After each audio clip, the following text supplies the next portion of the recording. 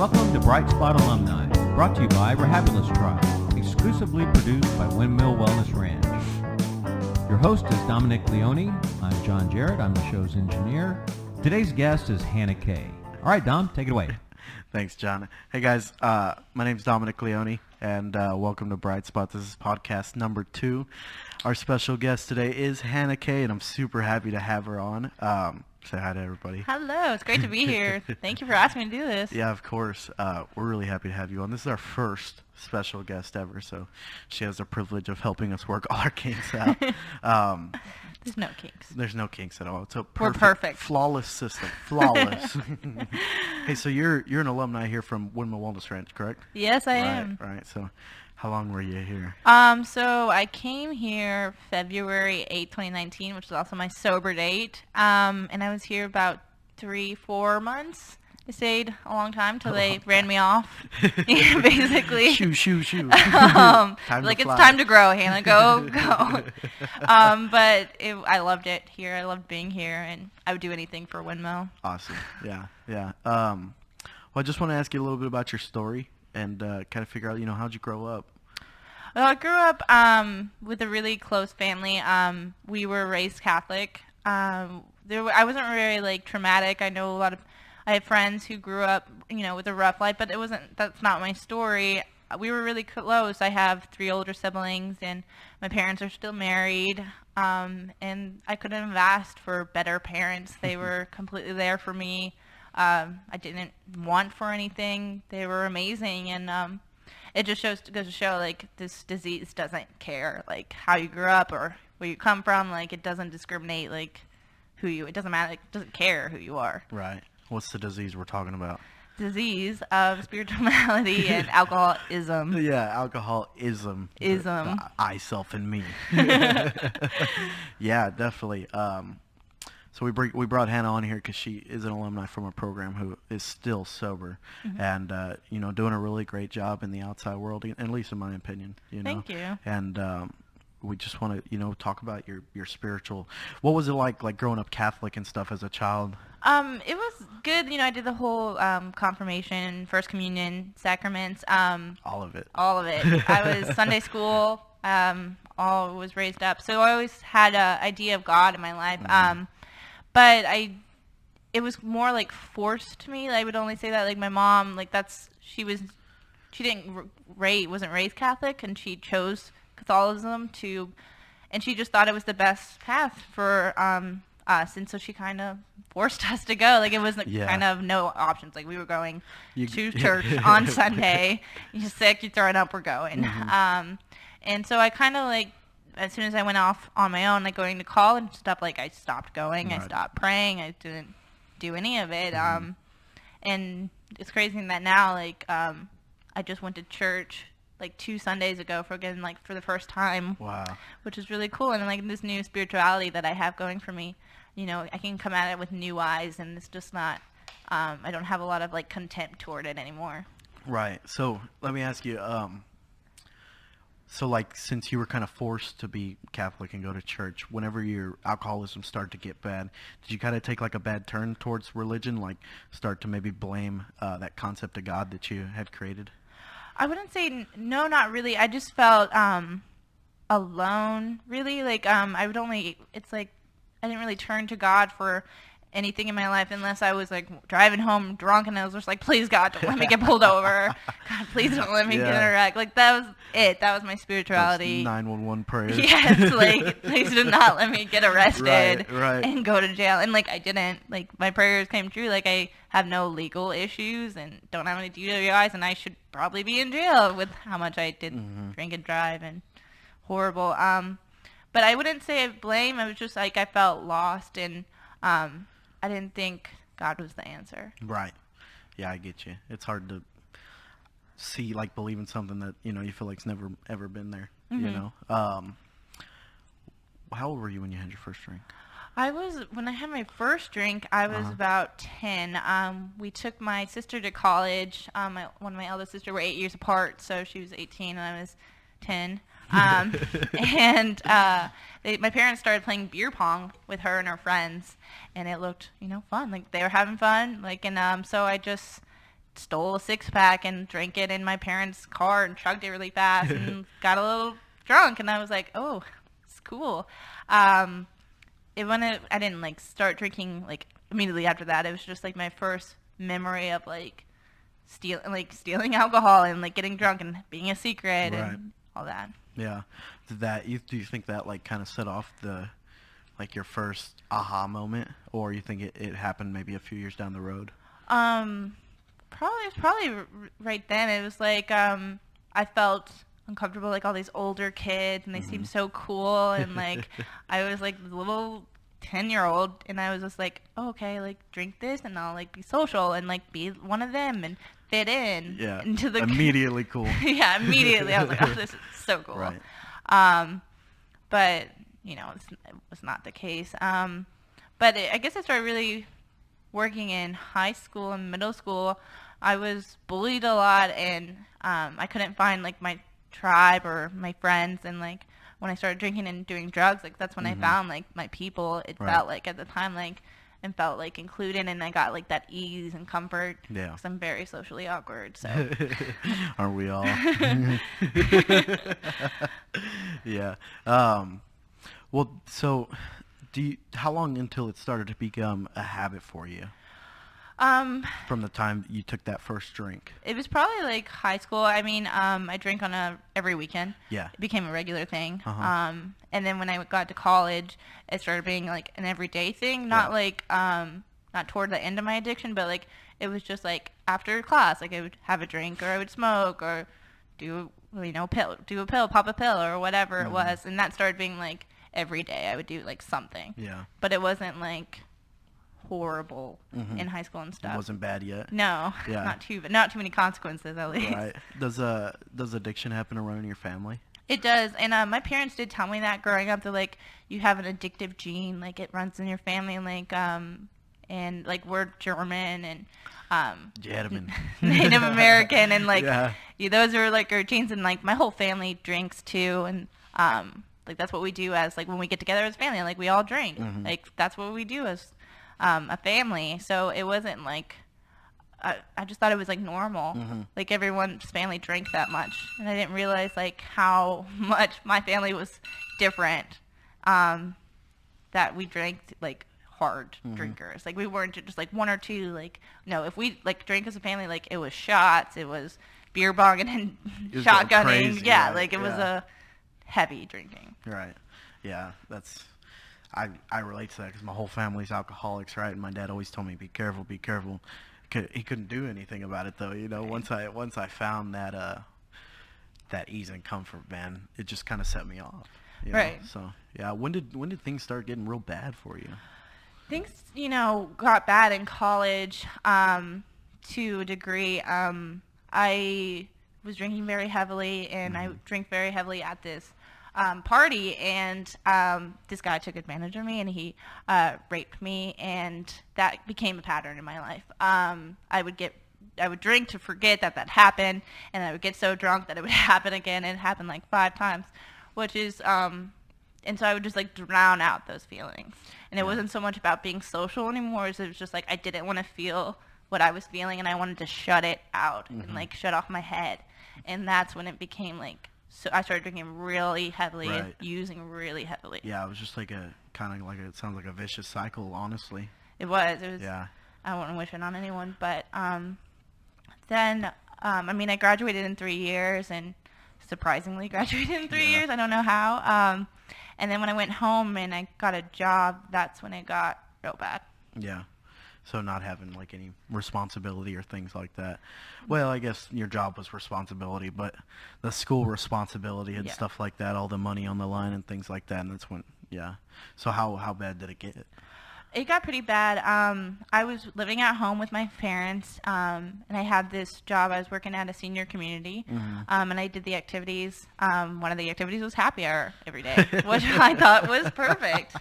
I thought it was perfect for me. Like a senior living place. Oh yeah, they know how to party. They like to party. Oh yeah, they like to party. They're retired.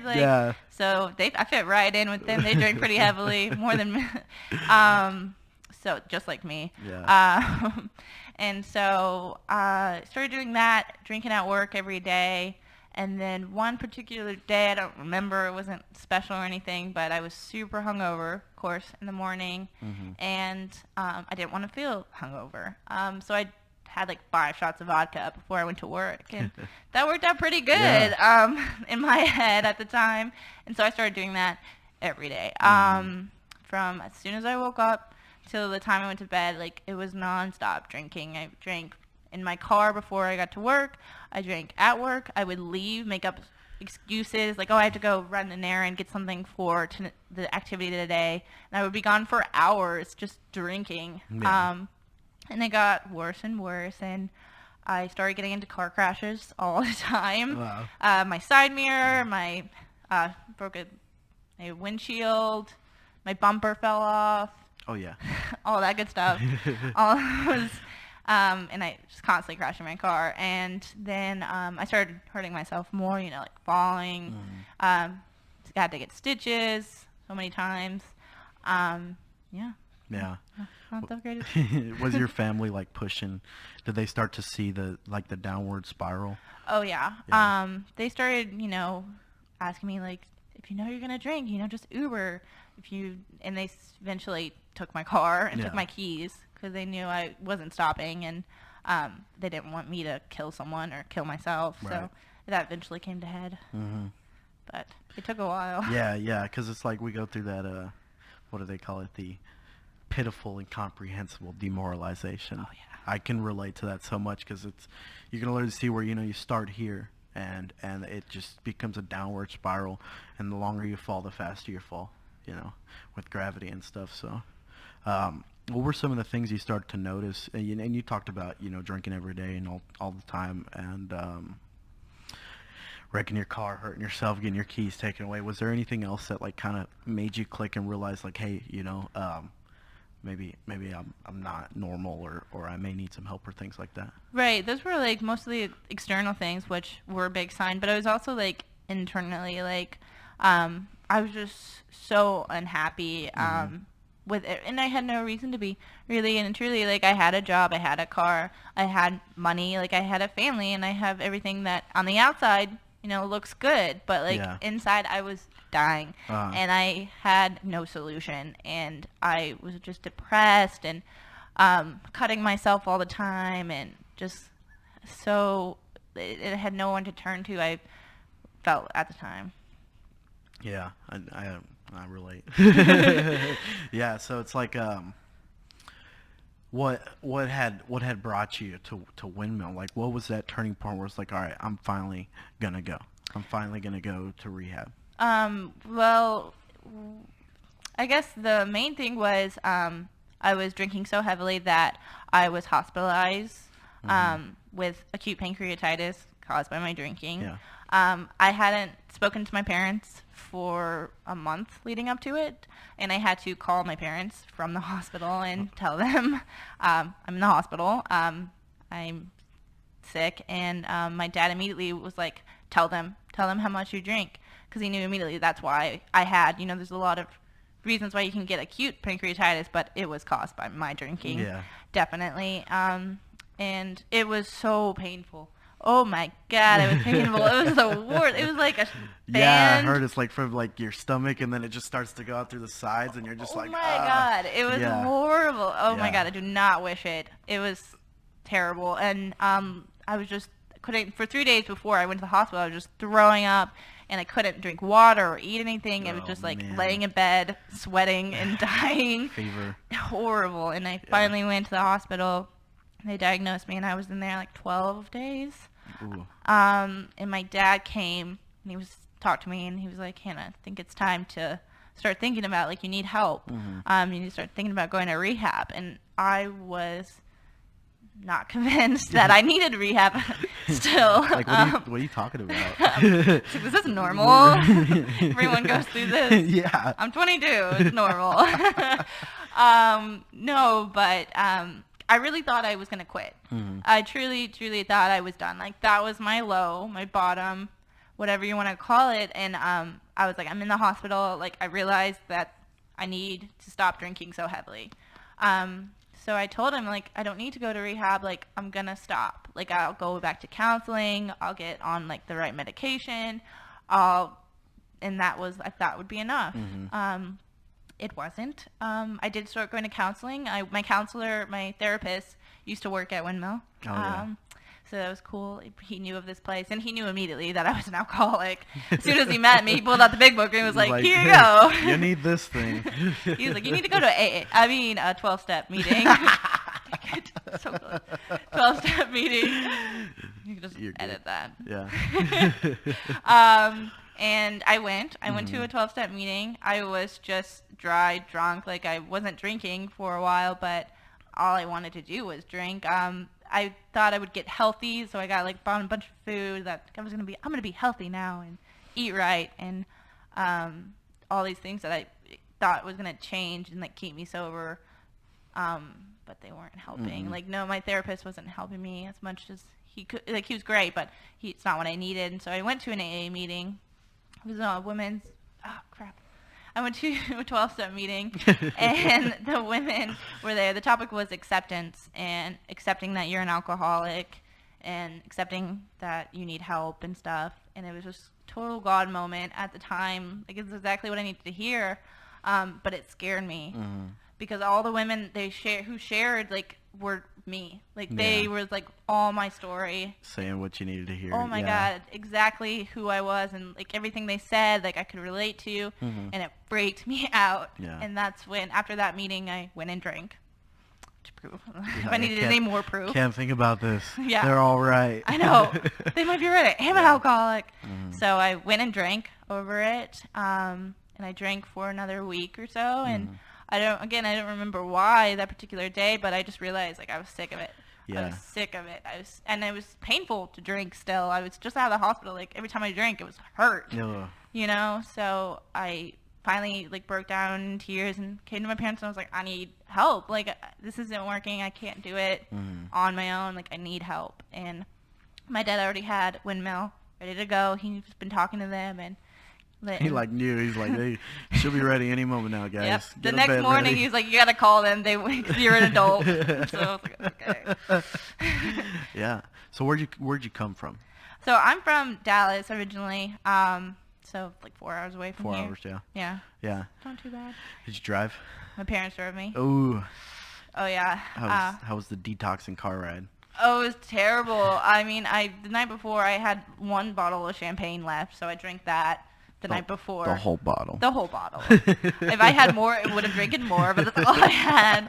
And every stop we stopped at, I was like, I'm going to buy something real quick. And, like, of course, my parents were, like, right there, like, making sure I wasn't, so I didn't. But that's okay. It's good. Yeah. But it was, and, like, we got here, and we were parked out front, and it was horrible because my parents were like, we failed you. And, like, oh, my God, like, tears immediately, like, because it wasn't their fault that I drank or I got to this point and I came to rehab. Like, it's not a bad thing. But it was just horrible because I knew they just blamed themselves.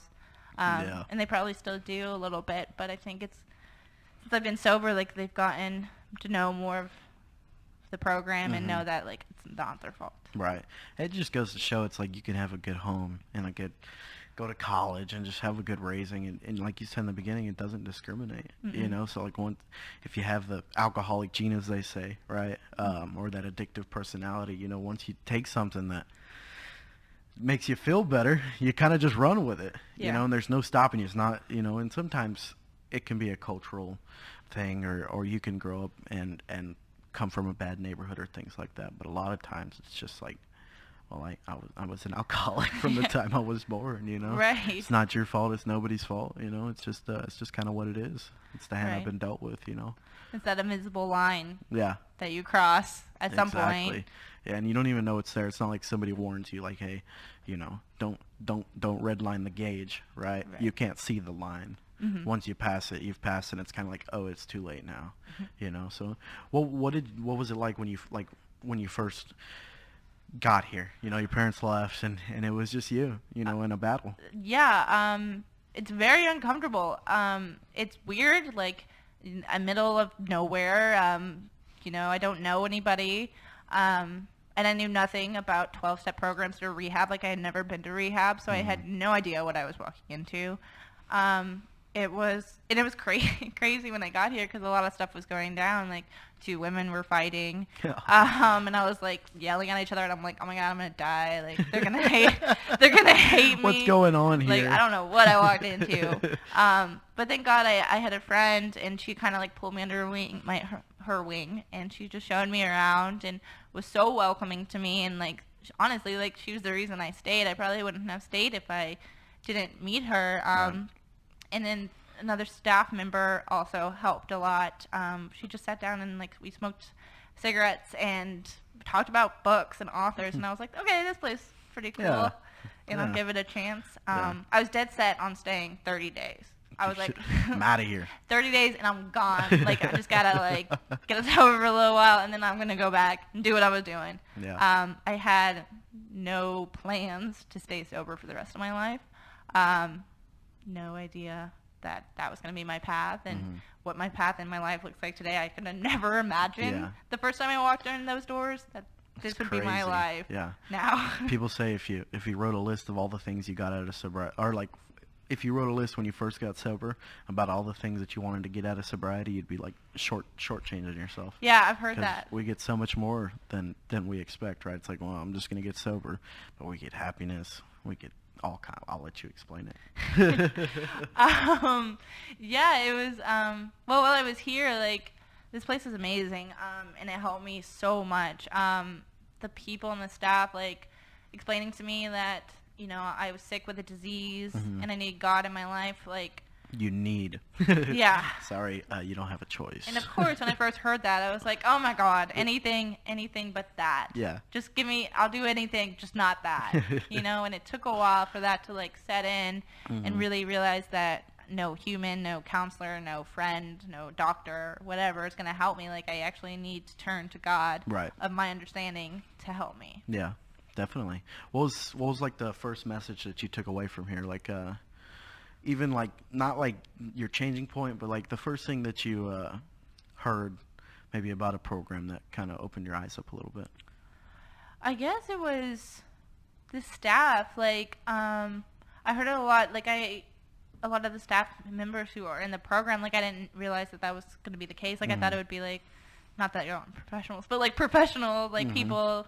But like everyone here is like in the program, and to see them they're so happy and they're so joyous and like free and they're sober. Yeah. That was kind of like the first, like, that's cool. Like, look how happy and look how good they're doing. Like, I want that. Yeah. I want that like, for me. Why are you so damn happy? Yeah. That was like the first, like, I want to be like that. I want to be like the staff and have that freedom and not feel like I'm so alone and all that. Yeah, that loneliness is definitely something that I think every alcoholic feels on the end. It's like a pit inside the stomach, and just inside the whole body. You just feel kind of like, like bankrupt, mentally, physically, spiritually, and you don't even know you're spiritually bankrupt until you get a little taste of God, and you're like, man, I've been needing that. You know? And that's one thing I like about here is we get to see a lot of the clients kind of have that first little experience of happiness, right? Because we do a fun activity or things like that, you know. So, yeah, definitely. How long were you in residential? I was in residential 2 to 3 months. 2 to 3 months. And I did clean living for a month. You did clean living for a month. I don't remember the specific timeline of it, but yeah, it was a good chunk of time. Yeah. What made you stay here so long? Well, I think when I first got here, I was just detoxing, and it's like the first week is like a blur, and so I didn't really have like I wasn't really taking in like to my innermost self that I was an alcoholic. Like, I wasn't believing that till like the first month in, and that's when I had like this experience, and I went to a 12-step meeting, and and this woman, I was like, I had like 30 days, I think at the time, and I was like, I have 30 days, la la la la, and I thought I knew so much, you know? Yeah. And I knew nothing. And then I shared, I don't know what I said, and this woman shared behind me, and she has like 8,600 something crazy days. She's like, I want to drink today. And I was just like, whoa. Like, oh my God, it hit me like we're all like alcoholics and like we drink. That's what we know and we do. And like that doesn't go away. No, yeah. You know, like we are all powerless and my life is unmanageable. And I just had, and I knew it. And I was like scared. I was like really scared and like desperate to like try this thing. Because I knew if I went out on my own with my own self-will and my own ideas, like I would drink again. Right. And I knew that, like to my core, I knew that. And that's when I like really started getting into the program, like reading the book, working with this great sponsor I had here, and like I took this by the reins and like really took it, and I just didn't want to leave because I was learning so much. Yeah, and it's a safe place here, a good place to enable you to absorb as much information as possible. So how long did it take you to get a sponsor? I got one my sponsorship was a little crazy. I got one like as soon as I could. Went to a meeting and I asked this woman, she said yes. And I called her and she was just like, it was like weird. Like she was like surprised that I was calling her. And I was like, okay, this is not going to work. And I asked another staff member and he gave me the name of an ex-client here. And I worked with her a little bit and then we started working together and we got to my 4-step and she was like, okay, we're going to go over it in like 3 days, and I freaked out. Oh man. And I freaked out because I wasn't ready. I wasn't ready to get true to myself and It's a tough step. to tell everybody, like someone, all my crap and shit. Like I was not ready. I was not ready to talk about it. And so I got a new sponsor and we started over on the steps and I worked with her till I left. We got through the 4-step and I left here and I was on 8 and 9. Awesome. That's awesome. So you got out of here and you went into the real world. Yep. Not with back to your family, right? No, I didn't. And I had planned to. Till about a week before my discharge, I decided that I was going to stay in San Antonio. Just because I had a little argument with my parents and they just didn't understand. At the time, we had a lot of family stuff going on at the time, and I just realized that I had a great support system already in place here. I already had friends that I knew. I had my sponsor here. I was going to the sober living with a bunch of women who I knew were going to be sober, and I just knew that right now, like, I needed to stay in the middle of my program, which was in San Antonio. Yeah. What was it like when you first got out? It was really hard. One of the counselors here dropped me off, and another client came with me to drop me off, and I was just bawled, like, scared, so scared.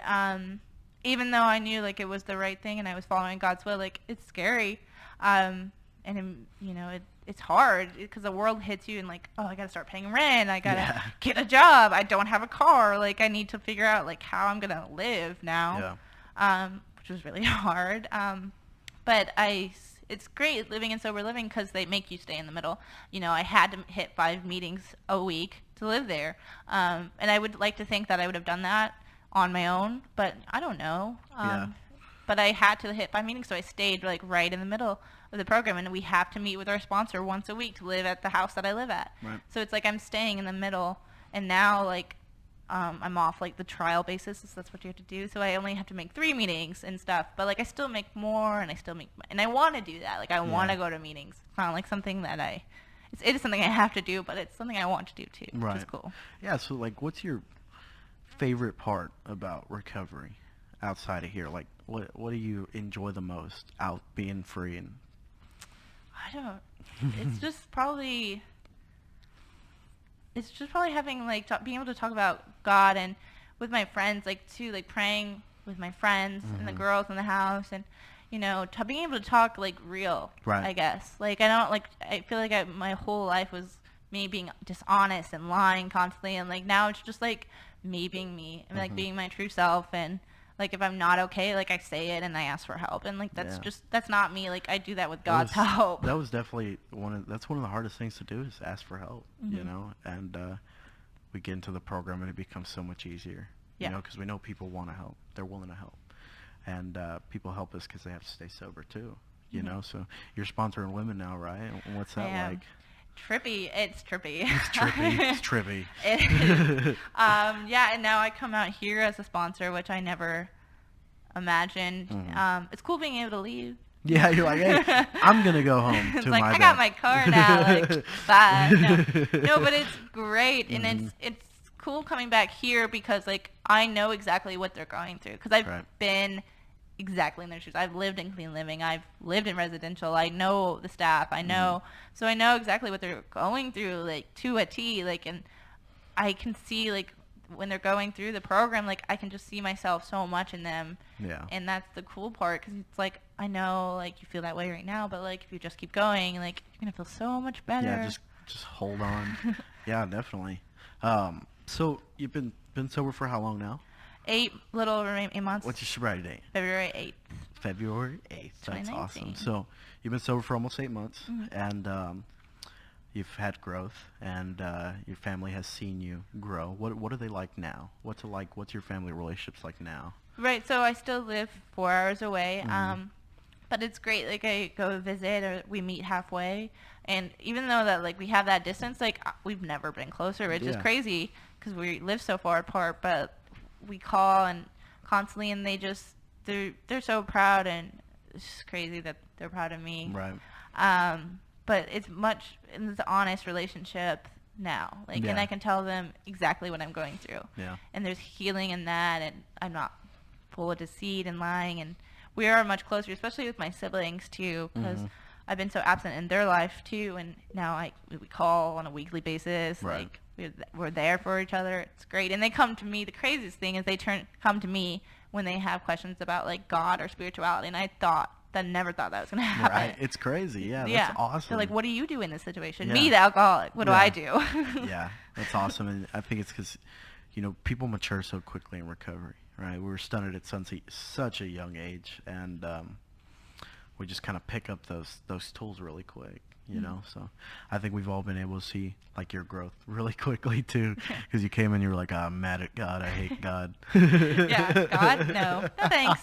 Thanks for the information, but no. Yeah, and it's good to be able to see you outside of here and just be like, that's a woman of God. So yeah.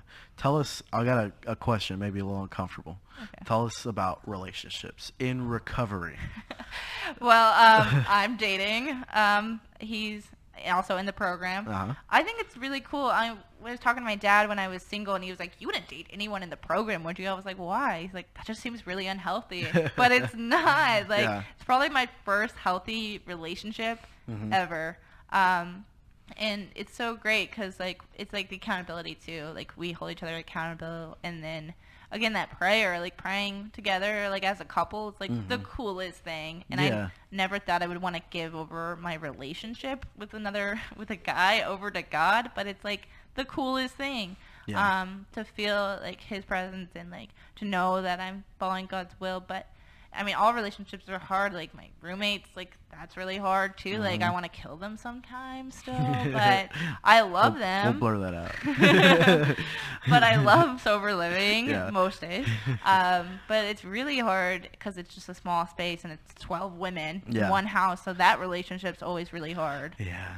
But it's great because at the end of the day, we just want each other to stay sober. We want to help each other out. And I know, like, if like I needed help right now, I could call any of those women, and they would be like right up here to help me. Yeah. And that's the cool thing. Yeah. So you set up like this this tribe of your own, right? Ones that you can kind of rely on and call whenever you need something. Definitely. And that sounds cool. And being willing to help, anyone, right? I asked her to come up here for the podcast, and she was like, anything on Sunday, anytime, got you. And I was like, that's cool, to be able to share the message, right? That sobriety is possible, And if you could say anything to any newcomers watching this right now, what would you tell them?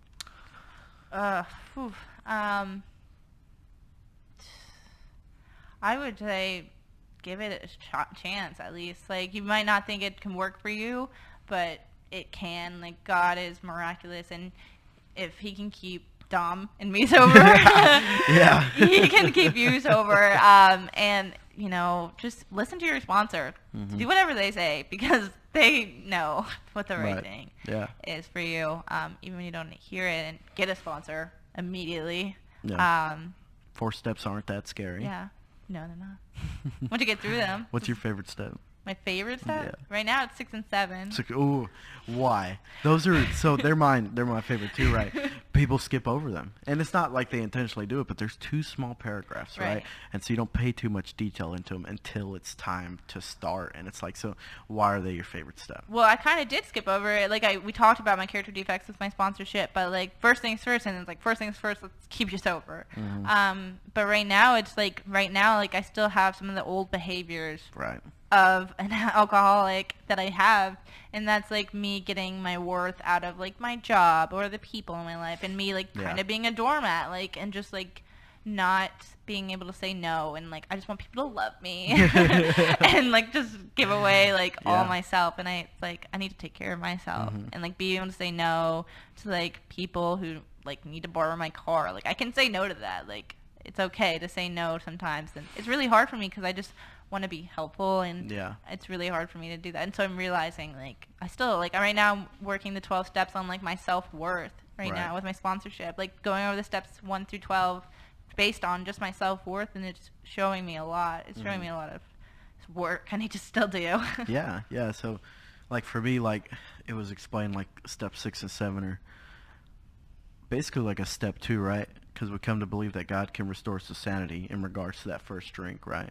And then alcohol shows up in our lives in different forms, you know? So I start getting addicted to other things and different behaviors and other things like that. So I've kind of got to take a step back to, 2 and 3 and be like, I do believe God can restore me to sanity in all aspects of my life. It's not just a drink anymore. The drink the problem's gone on the drink, right? Of course, I have to maintain my sobriety, but like I'm not constantly fighting a battle with alcohol today. Right. So it's like now I have time to work on my cleanliness, self-worth, my ego, my pride, my selfishness, my self-centeredness, right? Should I go volunteer more? Should I go be of service more? Can I pick up more sponsees? Should I start college? Things like that, So taking a look at that, step 6 and 7, it's like it's one of the hardest things I've had to do in my sobriety. It's really hard. And it's like before I would be like, when I was working on them, I was like, okay, God, help me be more honest. But it's like, it's not asking God to help me. It's like just giving it to God. Like God's gonna keep me honest. It's like I don't need help with it. If I could do it, like I would have done it. Yeah, exactly, it's like right? I just need to give it over to God, and God will help me with those character defects. Unmanageability, it definitely carries into all aspects of my life. It's like, oh man, I need God's help in everything I do. Yeah. Well, I'm glad you're doing really good out there. Thanks. And I'm glad you came back to join us. Is there anything you got for our viewers? No, I don't think so. Thank you. Yeah, thank you guys. Me. We had a great time, about 38 minutes of some stuff. Yeah, me blabbing. No, that's awesome. I really appreciate you coming out here. Thank you. Thank you everybody for tuning into podcast number 2. This is Bright Spot Recovery.